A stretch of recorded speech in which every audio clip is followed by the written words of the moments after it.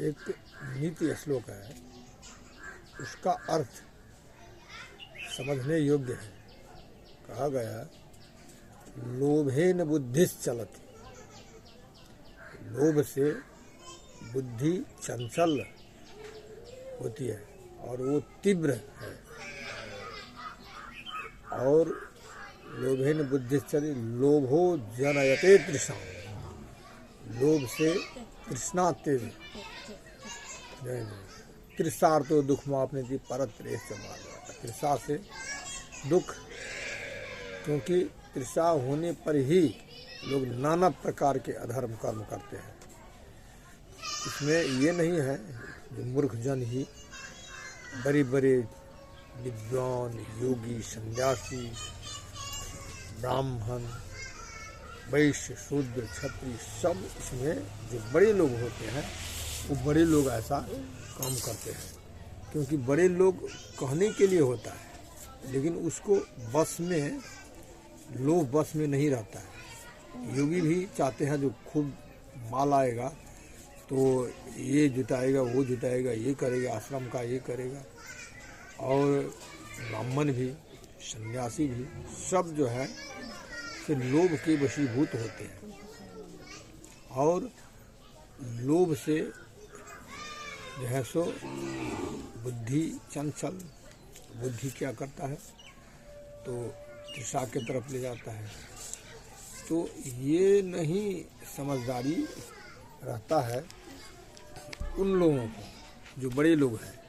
उसको सब मैंने कहता है जो बुद्धि जल जाने पर उसमें कोई कुछ नहीं होता है। जैसे वृक्ष यदि जल गया तो उसमें कोई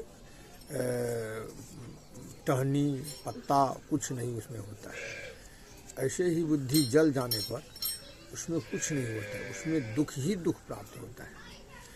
तो ये लोगों, ये श्लोक तो हम ही आज नहीं बोल रहे हैं, ये श्लोक तो बनाने वाला भी बोला है।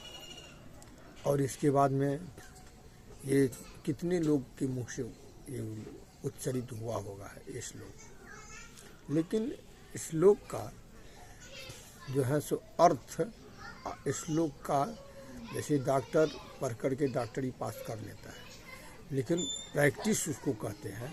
यानी उसको शोध क्रिया और उसको अपने व्यवहार में तो ये देखना कि ये है इसका क्या फल मिलता है, वो तत्परता से उसको करना। तो करते करते उसको वो विषय वस्तु का ज्ञान हो जाता है। ऐसे ही जब अपने आप पर लागू करेंगे, पहले लोभ को छोड़ना पड़ेगा। लोभ यदि नहीं छोड़ेंगे तो जो है सो बुद्धि में अति तीव्र चंचलता। इसके बाद में उससे तृषा का उत्पन्न, तृषा जो है सो मनुष्य को जिंदा को जलाता है। वो जो है सो मरे को नहीं जिंदा को जलाता है। ये प्रायः करोड़ में जो है सो 10 व्यक्ति का नहीं होगा, 10 व्यक्ति से छूटे रहेगा, लेकिन ये ज़्यादातर लोग इससे ग्रसित हो जाता है।